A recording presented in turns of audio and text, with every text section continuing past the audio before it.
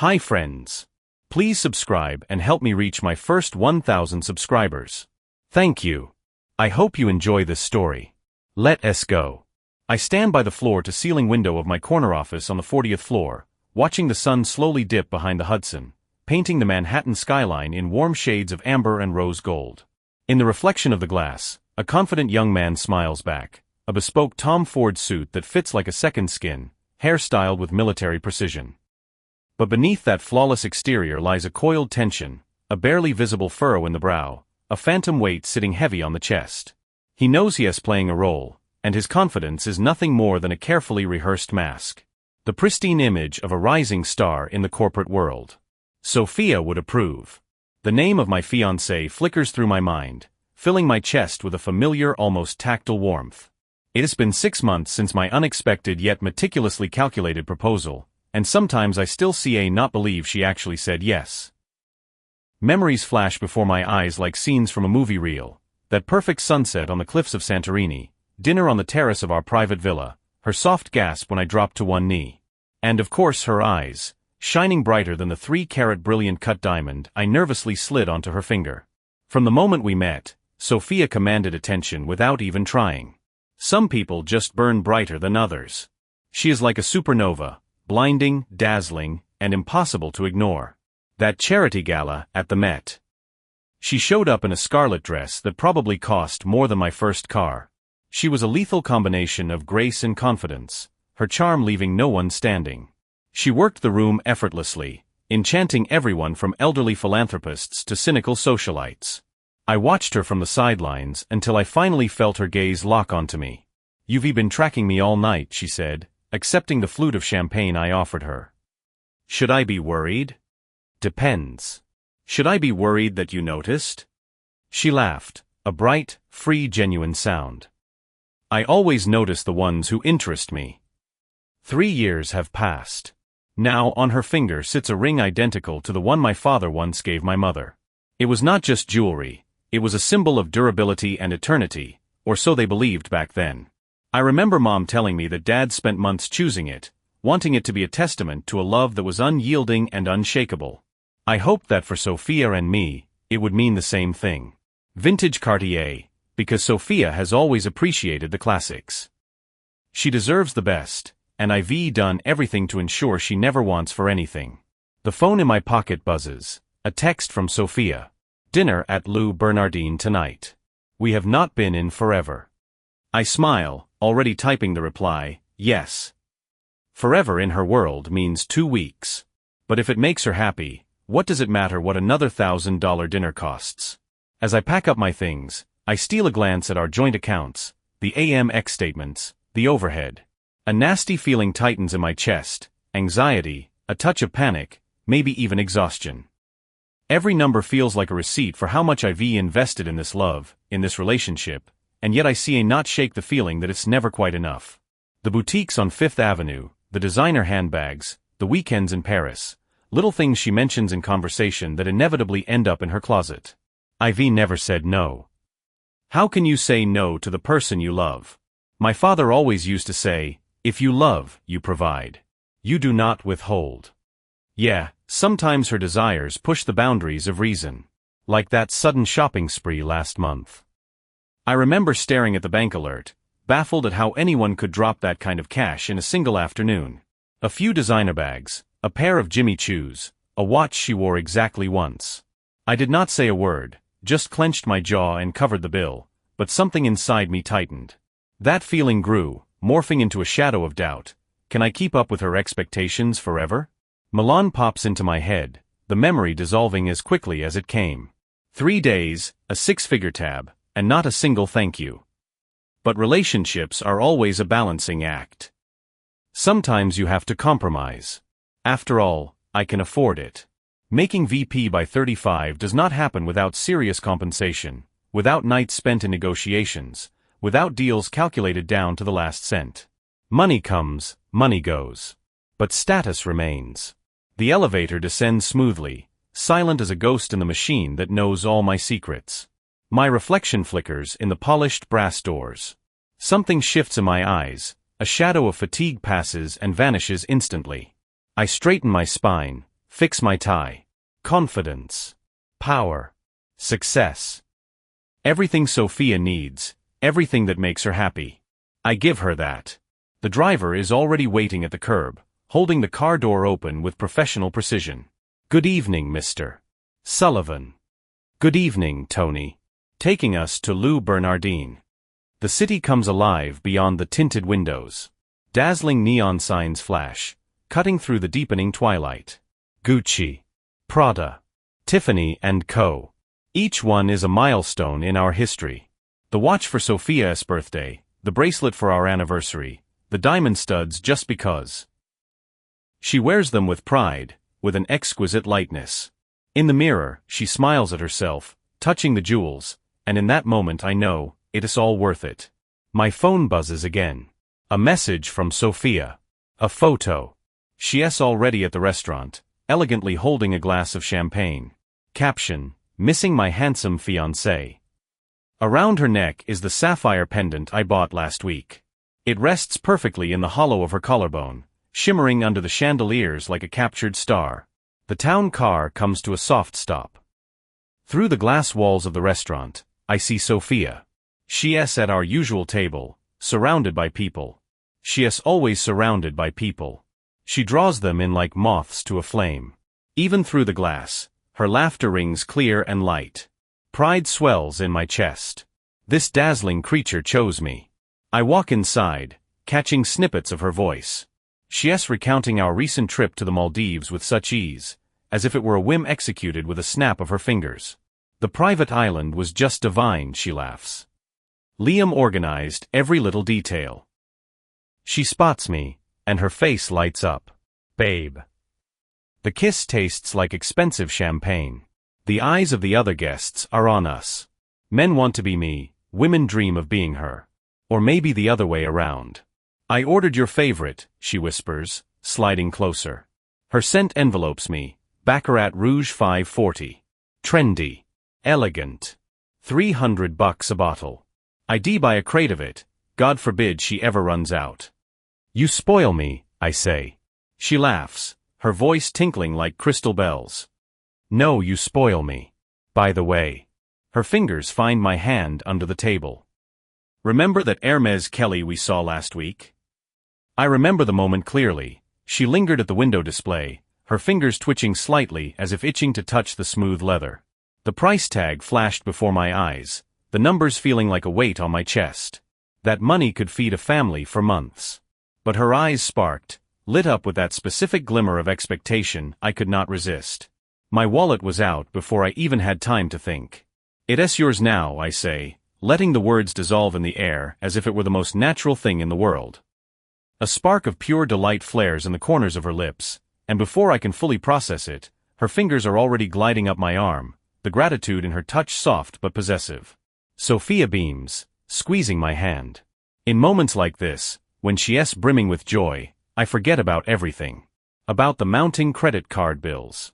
About her family's endless requests for loans that never get repaid. About how sometimes, in the quietest hours of the night, I feel like something is missing. Something invisible, but vital. But now is not the time for those thoughts. Now is the evening, the champagne, her laughter, and her glowing gaze. And tomorrow? I can worry about tomorrow later. Sometimes her gratitude looks genuine, her eyes glowing with warmth, but in other moments it feels performative, as if every word has been rehearsed in front of a mirror. The sommelier pours the wine she ordered, a rare Romani Conti, for $1,000 a bottle. The corporate card is burning a hole in my pocket, but I raise my glass anyway. To us. To us, she repeats, the crystal flute sparkling in the chandelier's reflection. And to infinity. I take a deep drink, letting the tart complex wine wash away the faint whisper of doubt. This is love, is not it? Giving everything you have to someone who deserves the world. Sophia enthusiastically outlines the plans for our wedding, every new suggestion more lavish than the last. I nod, mentally tallying the costs, but when she rests her head on my shoulder and her soft hair tickles my neck, the numbers stop matching. This is happiness. This is success. This is love. Right? Sophia and her squad just walked into the luxury penthouse in the heart of Manhattan. Cathedral ceilings, massive chandeliers, and walls of mirrors make the space feel even more majestic. Huge floor-to-ceiling windows offer a breathtaking view of the glittering nocturnal city, while soft ambient light bounces off the sleek marble floors. The atmosphere is thick with the scent of designer perfume and a crisp note of champagne. This is the home she shares with Liam, and it literally screams new money.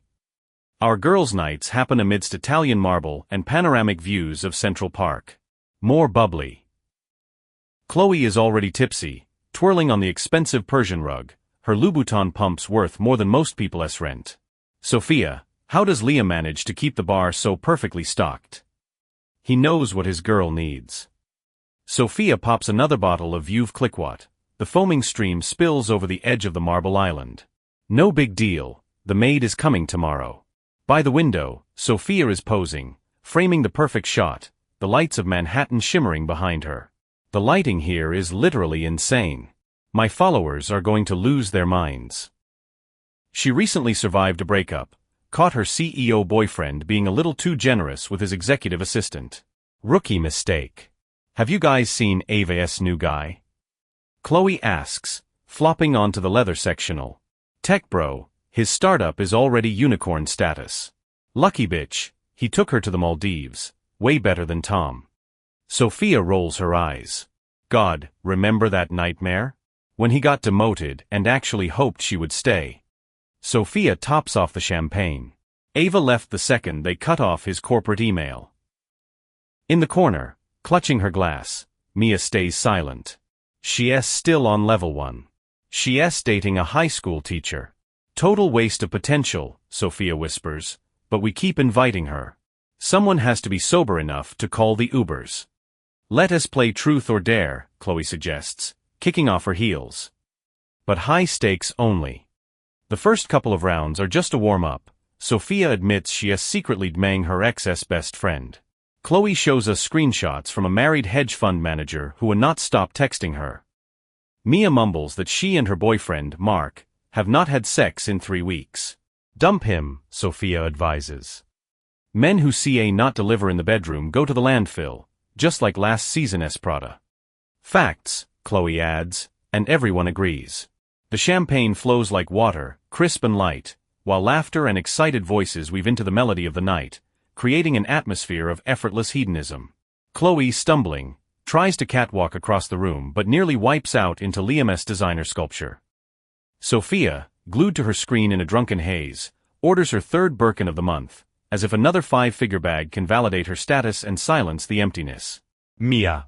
She checks her phone again, chewing on her lower lip, a deep furrow etching itself between her perfectly groomed brows. The questions are practically screaming in her head. Why has not he texted first? Does he not value her at all? She feels like an alien in this room, an imposter amidst the casual chatter about assets and luxury she not touch.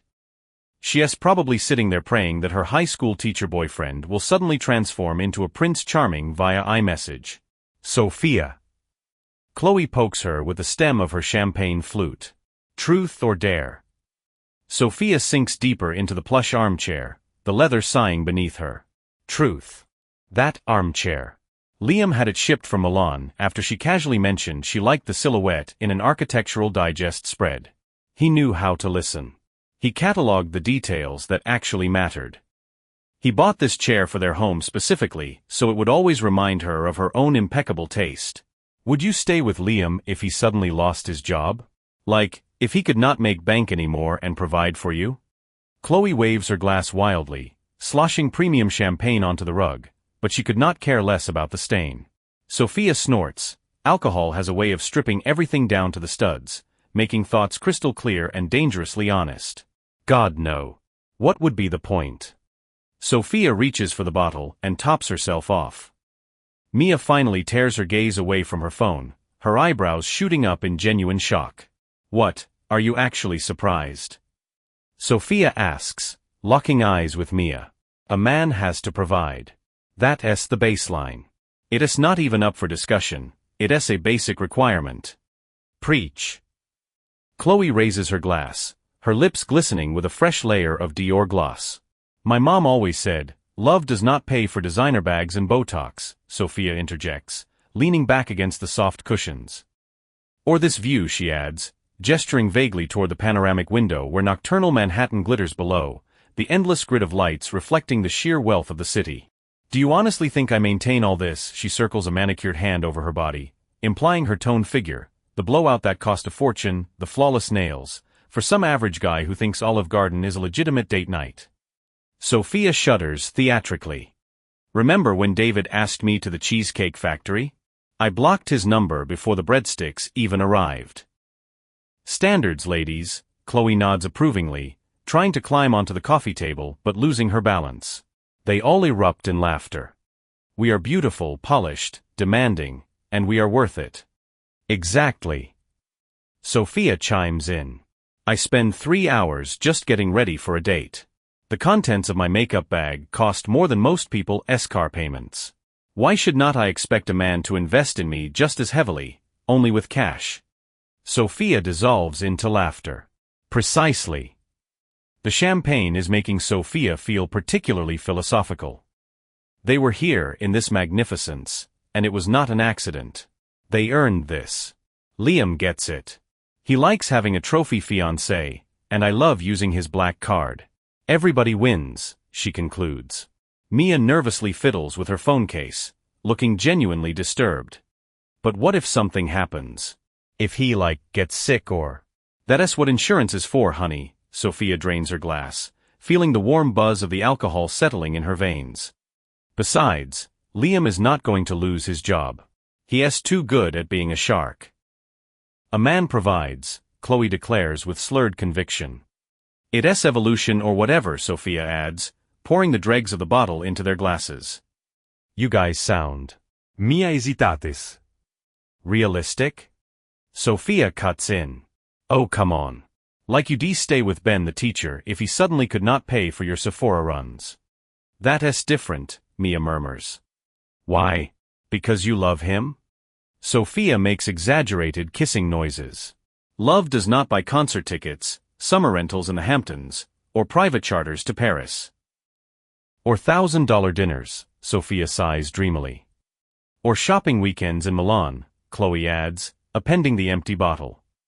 To us ladies, Sophia tries to clink glasses with her friends, but misses, the crystal chiming against air, sending them into another fit of giggles. She surveys her kingdom of luxury, allowing herself to fully inhabit the moment. Accept it, girls, we are high maintenance, and that is okay. It's more than okay, it's our right. To rich men. Sophia raises her glass high. To getting what we deserve. Chloe echoes. Sophia finishes the toast with a dazzling smile. Mia still looks uncomfortable, but whatever. She'll learn eventually. Or she'll stay with guys who think Netflix and Domino's constitutes a romantic evening. The music bumps, the champagne flows like water, and Manhattan sprawls at their feet, glittering like a carpet of diamonds. Liam slides his key into the lock at exactly 8 p.m. He decided to cut out of the office early today, rushing home, hoping to catch a little downtime with her before meeting the guys at their usual spot. He had pictured the scene, them sitting together, her in some cozy loungewear, him debriefing her on his day. He pauses at the door, his hand still resting on the cold metal lever. From inside, muffled voices and laughter drift out. Girls' night is in full swing. But cutting through the cacophony, Chloe's voice rings out clear as a bell. Would you stay with Liam if he lost his job?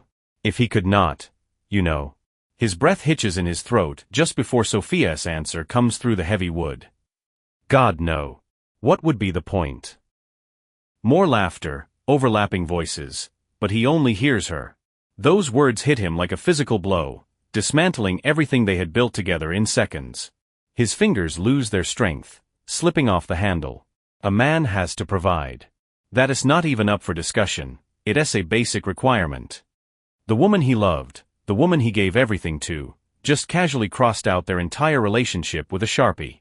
Every word drives into his heart like a nail into the coffin of their history. It's convenient for Liam, she continues inside. He likes having a trophy fiancé, and I love using his card. Everyone wins. He steps back, his vision blurring. 3 years. 3 years of memories flash before his eyes. The gifts, the trips, the moments of happiness he mistook for love. He does not remember walking back to the elevator, does not remember crossing the marble lobby, or the doorman asking if he needed a cab. The entire city has turned into a blur of static noise and blinding lights. The hours melt into an endless stream, his legs aching from walking, but he keeps moving, replaying her words in his head over and over. The lightness with which she said them. The laughter. His phone buzzes in his pocket, texts from his friends asking where he is, and one from Sophia. A single red heart emoji. His stomach turns. He spent the night in his office, stretched out on the leather Chesterfield that had seen him through too many deal closings and market crashes. But he could not bring himself to go back to the penthouse, to their shared master suite, to their life. He stared at the acoustic tiles of the ceiling, asking himself the same questions on a loop. Was he blind? Or did he just refuse to see the red flags? Every dinner at Per Se, every limited edition handbag, every smile that followed a swipe of his credit card, was the whole thing just a transaction? Dawn broke over the city, bathing the skyline in a harsh, clarifying gold light. No more running. When he finally keyed into the penthouse, Sophia was already at the espresso machine, wrapped in his favorite silk robe, the charcoal one he bought at Charvet in Paris.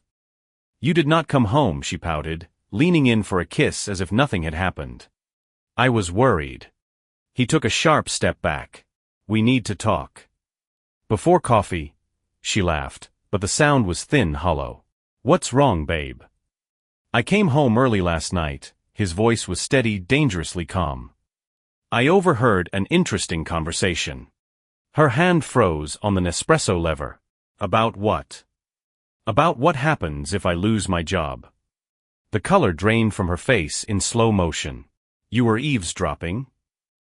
"Do not you dare interrupt me," he cut her off, his voice dropping an octave. "It was a stupid game," she stammered, reaching for his arm. "We were wasted, just talking trash." "You were talking trash when you said I'm nothing more than a black card to you?" "You re-twisting everything." Tears welled up in her eyes, right on cue. "That's not true, you just being insecure." Something inside him finally snapped.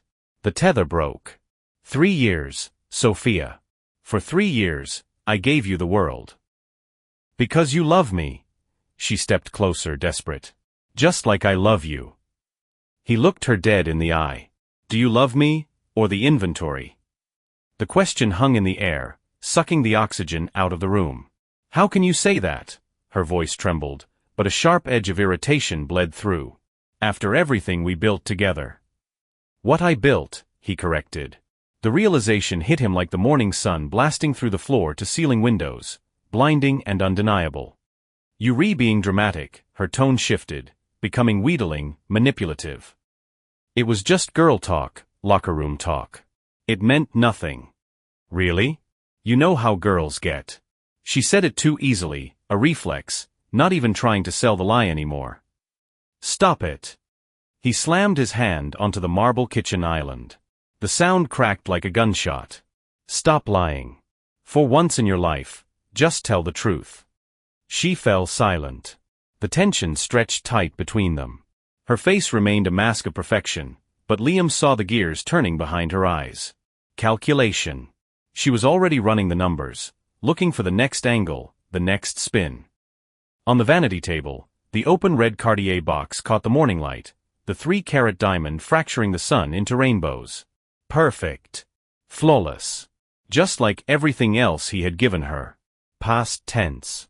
I want the ring back. Her eyes flashed with genuine anger for a split second before she composed herself. He saw her fingers twitch, a phantom grasp. You have until Saturday to pack your things and vacate the premises. Sophia touched the ring, as if the cold platinum could give her answers that did not exist anymore. Liam watched her, and he could practically see the memories playing on a reel in her head, the sunset in Santorini, the private chef, the photographer hiding in the bushes to get the candid shot for Instagram. She knew he was going to propose. She had engineered it, dropping subtle hints about the vintage cuts she liked, dragging him past the windows on Fifth Avenue. Back then, her eyes had shined. Back then, she smiled like they were the only two people on Earth. It felt real. Now the fairy tale had dissolved into dust, exposed by the harsh fluorescent light of reality. It all collapsed because of a careless, drunken confession she still refused to own, as if she did not understand that the poison was in the casual cruelty of her words. Liam had tried. He listened to the tears, the excuses, the promises. But the ledger was closed. Our core values do not align, he said that morning, delivering the line with the detachment of a firing manager. He watched her face contort with indignation. I see a not build a life with someone who looks at me and sees an ATM, he said bitterly. That is not fair, she screamed, mascara finally breaking containment and running in black rivulets down her cheeks. You re-spinning this. We were joking. But he did not even look at her. He just stood there, buttoning his suit jacket, looking through her. Pack your bags, Sophia. We redone. Now, he watches as she slowly folds her couture into suitcases. The stack of orange Hermes boxes against the wall, once trophies of her victories, now look like cardboard tombstones. Her phone will not stop buzzing. We will destroy him, Chloe texts. I'll leak something to page 6. We can say he was toxic. Notifications pop up on Sophia's screen, links from friends. Check this one out. Tech VC. Richer. Younger. Mia just sends a sad face emoji, the minimum viable product of empathy. He watches Sophia pick up a framed photo. He remembers that day, Bora Bora, the turquoise water, the sun, her laugh, his arms around her waist. He remembers looking at her and thinking she was his. Love. He does not know what she felt back then. Was she worried about the lighting? Was she calculating the engagement metrics of the post? But he knows he loved her. Not just because she was beautiful. Not just because she knew how to be the perfect corporate wife, the ideal +1. But because he thought she was his partner. He thought that was enough. Now he knows he was wrong. He sees her hesitate, her hand hovering over the ring box. The diamond glitters, mocking her. He can almost hear her thoughts. Should I keep it? Legally, it is a conditional gift. But at the last second, she snaps the box shut. Her reflection fractures in the mirrors, the glass, the polished marble. Designer clothes, flawless makeup, hair that cost hundreds to style. She always looked the part. His trophy. His ex-trophy. And then finally, it hits him. She did not lose his money. She did not lose his connections. She lost him. She lost the way he brought her coffee in bed every Sunday. She lost the way he remembered the tiny details she dropped in conversation. She lost the way he laughed when she did something clumsy and unscripted. Everybody wins, she had said last night. But looking at the wreckage of their life, it looks like everybody lost. She picks up her phone. Freezes. Looks at his contact name. But what is there to say? Sorry that it was all a game? Sorry I could not keep the mask on long enough? Sorry I made you fall out of love with me? She slowly sets the phone back down. The ring box disappears into her purse. The clothes are folded into the Louis Vuitton trunks. 3 years. 3 years of a meticulously curated Instagram perfect life, packed away like props after a Broadway show closes. She looks in the mirror one last time. And she realizes. Everything has a price tag. She just found out hers. And it cost her everything that actually mattered. And that's where today's story ends. Thank you for watching to the end. If you enjoyed it, do not forget to like and comment. We'd love to discuss this story with you. See you in the next video.